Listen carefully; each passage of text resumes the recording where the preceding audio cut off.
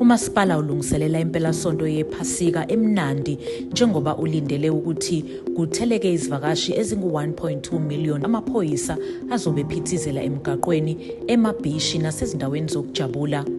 Umkhandlu ugunyaze inqubo yokuxoxisana nomphakathi mayelana nohlaka lohlelo lwentuthuko edidiyelwe nesabelomali sika-74.7 billion sokuthuthukisa abampofu esiwuhlaka sonyaka wezimali ka-2026-2027.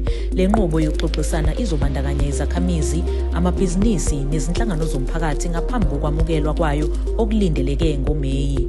Umasipala weTheku usuvule ingenelo yomncintiswano wamabhizinisi i-2026 Lions Den Business Plan Competition futhi umema imifelandawonye nosomabhizinisi abanembono eyingqayizivele ukuthi babonise amakhono abo bebe bethola uqeqesho, ukwesekwa noxhaso namathuba ezimakethe. Asizibeke lapha-ke okwamanje.